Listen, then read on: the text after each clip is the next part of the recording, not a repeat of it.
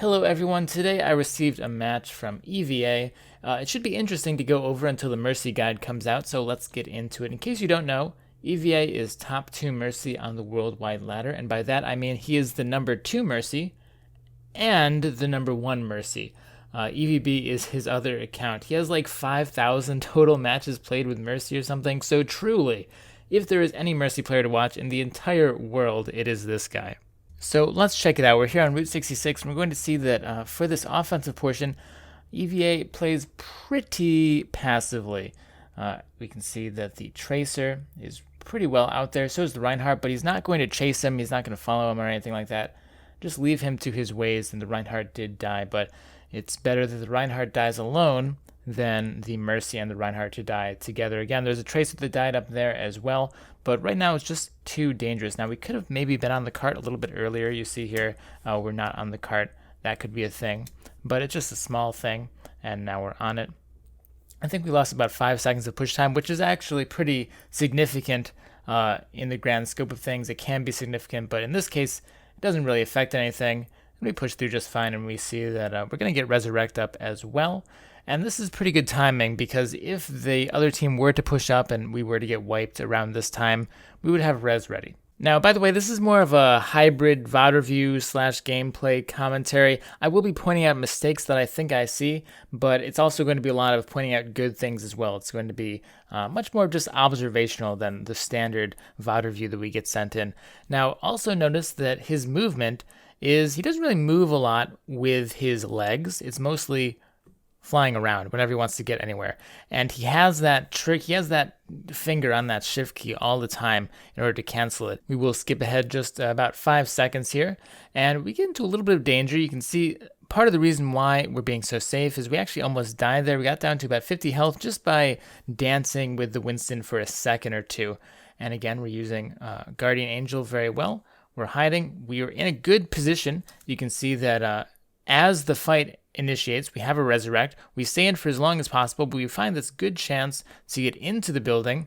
And now we can hide here if we want, because he has the Resurrect up. He has some low teammates. So if he wanted to, he could just hide.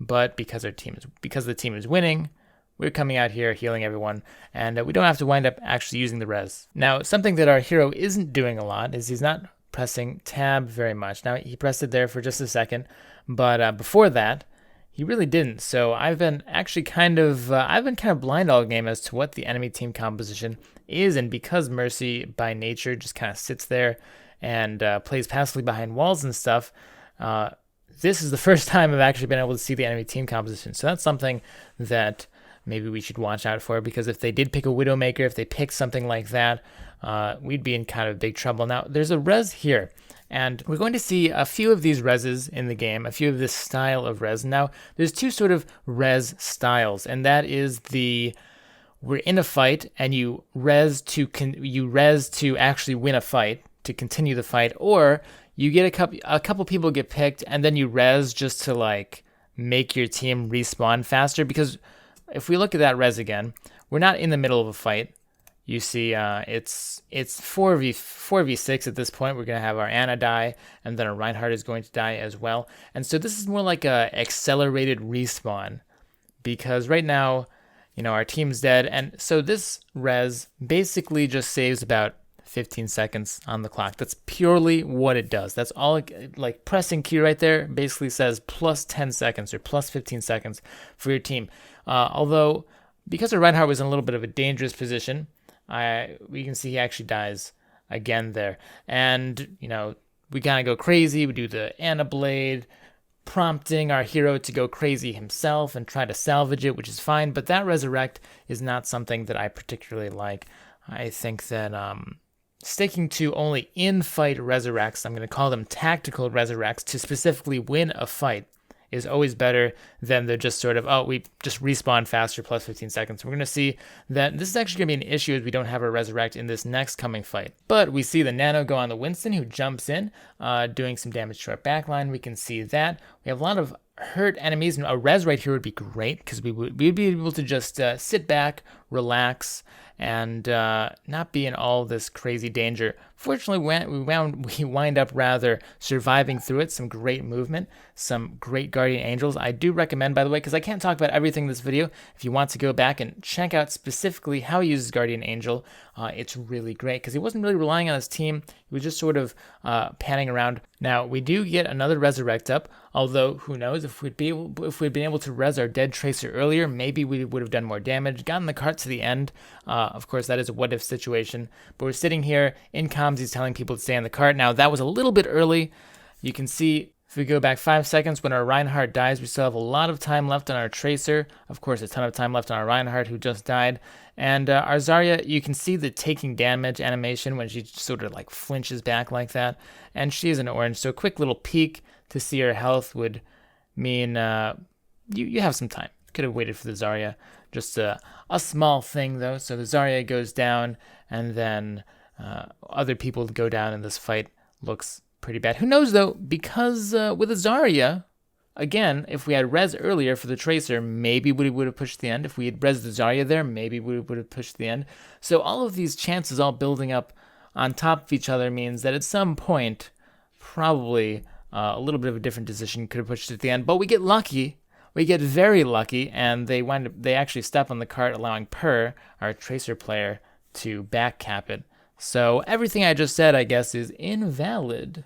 Just kidding, of course. Just because something does work doesn't mean it should have worked or that it was the correct decision. But overall, remember, these things about the reses rather, are in the end just nitpicks. These are bringing a top 300 player to be a top 200 player sort of things. We actually see there our soldier gets picked off by a Widowmaker very early on, so that's something we definitely have to be aware of going into this following defense.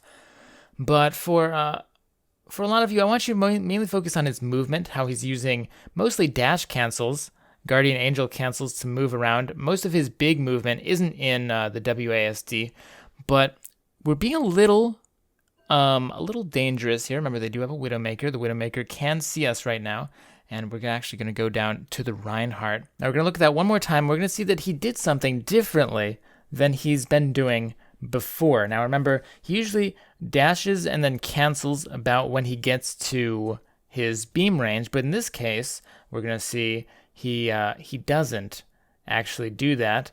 He's going to be knocked back by the enemy Reinhardt, and he was pretty much too close. That was the closest he's ever really been at this point.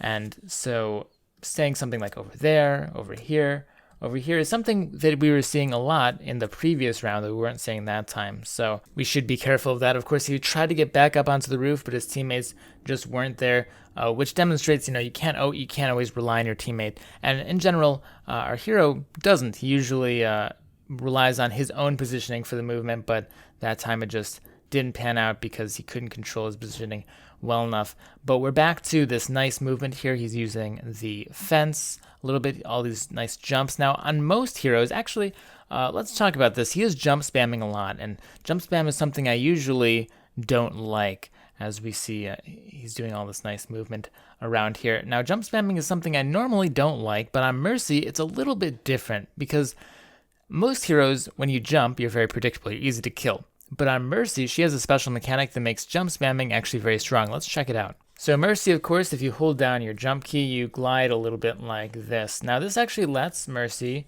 airstrafe or do evasive movements in the air that other heroes can't do, because normally you just jump and that's it. This is pretty much the extent that you can strafe around, which is pretty much none. So it makes you have a very predictable arc.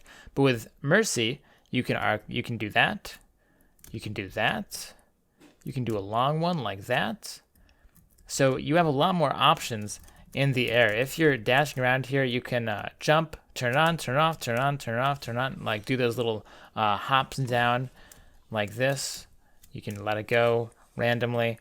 And so with Mercy, I do actually forgive people who jump spam, because each jump is very different. You can do a normal jump, and then a glide jump, and then maybe a strafe back jump, and then a non. This player abuses spam jumping, and it's okay, because he's playing Mercy. So we're going to skip through this VOD a little bit more. Towards the end of this checkpoint, Now we're going to see that they advance in. Now remember, Eevee, our hero, tends to like to stand at maximum beam distance and just sort of ping pong between usually 3 targets he likes to do. But here as we advance in, our Reinhardt's in a bit of a pickle, but it's okay. We're going to dash in to save him right now.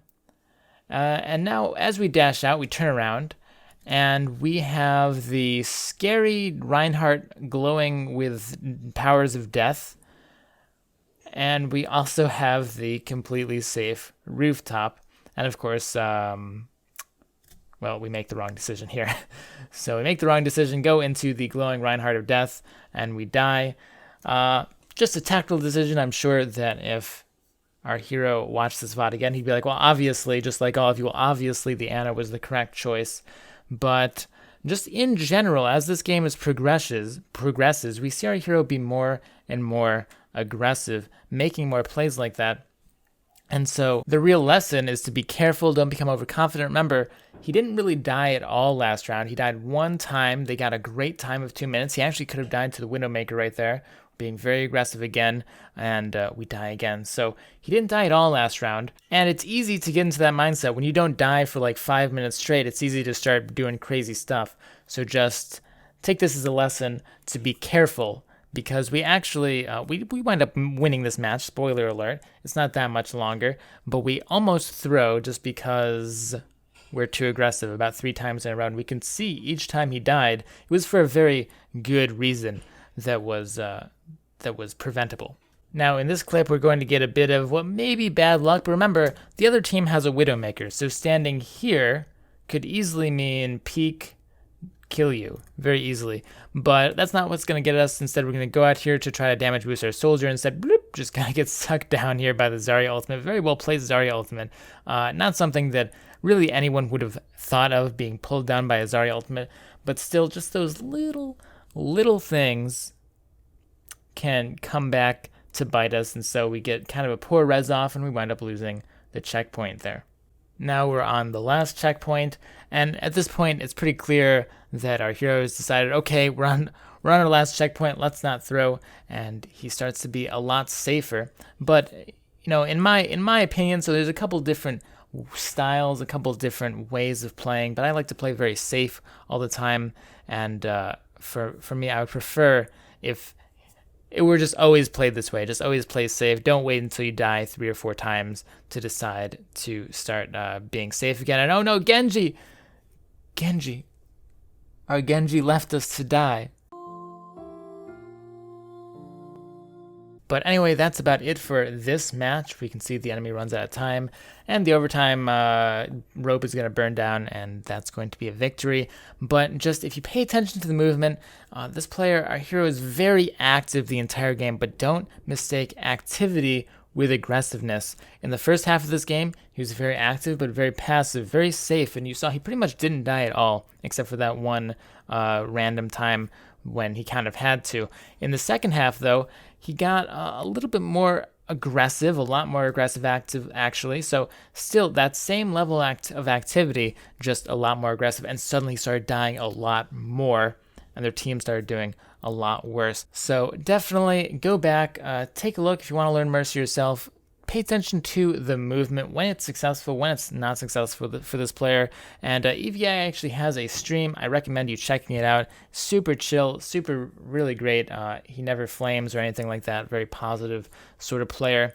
So if you want to learn Mercy, definitely go check that out. Link in the description. But anyway, guys, let me know what you thought of the video. Did I miss anything? Is there anything that you saw that maybe I didn't see?